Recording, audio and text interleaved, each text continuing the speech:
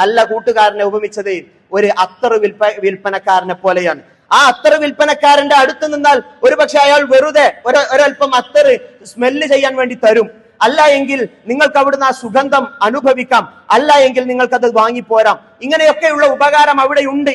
അവന്റെ അടുത്ത് നിന്നാൽ നമുക്ക് നന്മയും സുഗന്ധവുമാണ് കിട്ടുന്നത്. എന്നാൽ ഒരു മോശപ്പെട്ട കൂട്ടുകാരൻ അവൻ ഈ കൊല്ലപ്പണിക്കാരനെ പോലെയാണ്, ഉലയിലൂതുന്നവനെ പോലെയാണ്.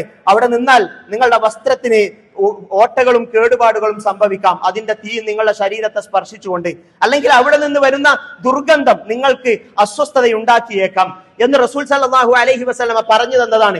ഇതിനൊന്നും വലിയ വിശദീകരണങ്ങളെ ആവശ്യമില്ല. റസൂൽ സല്ലല്ലാഹു അലൈഹി വസല്ലമ വളരെ മനോഹരമായി നമുക്ക് പഠിപ്പിച്ചു തന്നതാണ്.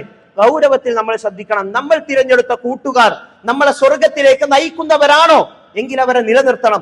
നമ്മളെ തിന്മയുടെ വഴികളിലേക്ക് നടത്തുന്നവരാണോ ഒഴിവാക്കണം. ചില കുട്ടികളൊക്കെ ഉണ്ട്, കള്ളു കുടിക്കുന്ന കൂട്ടുകാരോടൊപ്പം കട്ടൻ ചായ കുടിക്കുന്ന ചില കൂട്ടുകാർ. അഭിമാനത്തോടു കൂടി പറയുന്ന ചില ആളുകൾ അല്ല കള്ളു കുടിക്കുന്നവന്റെ ഒപ്പം കട്ടൻ ചായ കുടിക്കുന്നുവെന്ന് എന്നിട്ട് ഞാൻ ലഹരി ഉപയോഗിക്കുന്നില്ല എന്ന അഭിമാനത്തോട് പറയുന്നവൻ വിഡ്ഢിയാണ്.